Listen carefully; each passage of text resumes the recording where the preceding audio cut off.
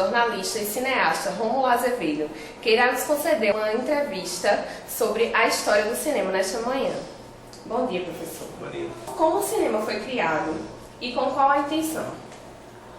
Bom, o cinema foi criado no final do século XIX, em 1895, pelos irmãos Lumière. Claro que eles não são os inventores do cinema.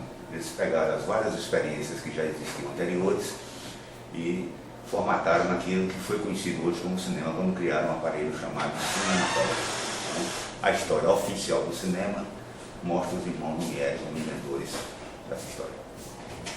Como foram feitas as primeiras produções de cinema? Improvisadamente. O cinema era uma curiosidade científica, eles não sabiam para que servia aquilo. Então eles foram para as ruas de Paris, fizeram cenas do cotidiano. Os primeiros filmes da história do cinema foram documentários. O primeiro filme feito foi A Saída dos Operários da Fábrica Lumière. Uma encenação simples, eles filmaram apenas, como deu o final do expediente, os operários saindo da fábrica. Depois filmaram A Chegada de um Trem à Estação, cenas das ruas de Paris e outros motivos de documentário, na verdade. Quais os principais nomes do cinema antigo e qual a influência que eles tiveram para o cinema atual? Eu diria que o principal nome, os inventores dos irmãos Lumière, mas o que formou o cinema, quer dizer, quem deu longa vida ao cinema foi um sujeito chamado Georges Méliès, um francês, que era um mágico profissional. Ele viu no cinema a possibilidade de ajudar em seus truques que ele fazia no Teatro de Paris. E ao perceber isso, ele sem querer estava decretando a sobrevivência do cinema, porque Georges Méliès é quem criou o chamado cinema espetáculo. E como era formado esse cinema espetáculo? Bom, ele fazia adaptações de obras da literatura infantil, também fazia uso da linguagem teatral para fazer aquilo que seria conhecido depois como o ABC da linguagem cinematográfica. Então, o maior clássico dele é uma adaptação de um romance famoso de Jules Verne, escritor francês de ficção científica, chamado Viagem à Lua.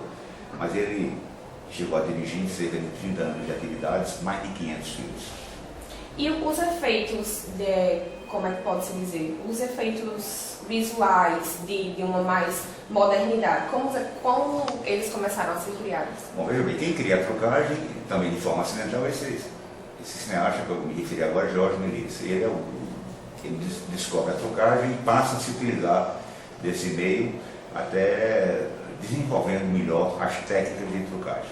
E como era feito nos palcos? Bom, era feito de forma muito improvisada, né? Ele usava fusão, usava dupla exposição, usava máscaras, uma série de artifícios ópticos, fotográficos, para poder obter as trucagens. Interrupção da filmagem, as primeiras trucagens eram feitas dessa forma, totalmente primitiva, mas que obtinham seu efeito na tela. Para você entender como isso era complicado, os filmes em cores, os primeiros filmes em cores foram feitos também por Georges Méliès, com uma diferença. O filme tinha que ser colorido quadro a quadro, manualmente. Então, um filme de 2 minutos de duração, cerca de 4.000, 5.000 quadrinhos, fotogramas coloridos manualmente. Então, é uma tarefa meio árdua. Quais os principais filmes, desde a época que o cinema começou até a atualidade? Bom, você tem várias fases, mas quando o cinema se estrutura enquanto linguagem, eu diria que os filmes de Griffith, O Nascimento de uma Nação e Intolerância, que deram, codificaram essa linguagem. Depois, os filmes que vieram na sequência, por exemplo, no expressionismo alemão, eu citaria o Gabinete do Dr. Caligari. Na escola soviética, eu citaria o Encoraçado Potemkin. E com a evolução do cinema, o neorrealismo italiano, Ladrão de Bicicleta, no novelo vago francês, O Acossado, de Godard e assim por diante.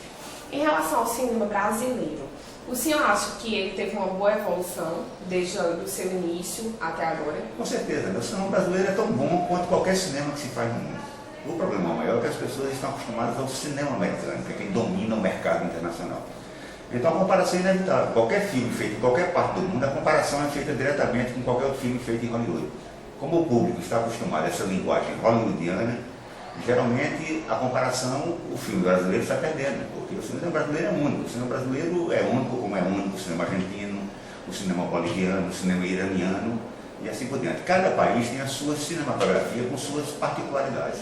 Não existe nenhuma melhor ou maior do que a outra. O que existe são produções mais caras, sofisticadas tecnicamente, mas do ponto de vista do conteúdo, das ideias, eu acho que qualquer cinematografia é exatamente igual a outra.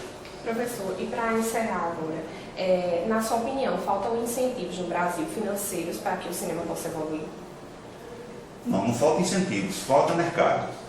Então, para você ter uma ideia, vou dar um exemplo agora recente. O filme Serra Pelada, que é um filme nacional, considerado nos padrões brasileiros uma superprodução. Então, o Serra Pelada, ele foi lançado para os padrões brasileiros, é um lançamento bastante significativo. Ele teve mais de 50 salas para exibição, foram cerca de 58 cinemas que exibiram em lançamento o Serra Pelada. Em contrapartida, o filme Thor 2 foi lançado em 425 cinemas. Então não dá para concorrer. Você tem um filme lançado em 50 cinemas contra um filme que é lançado em 400 cinemas. Então o que falta ao cinema brasileiro é mercado.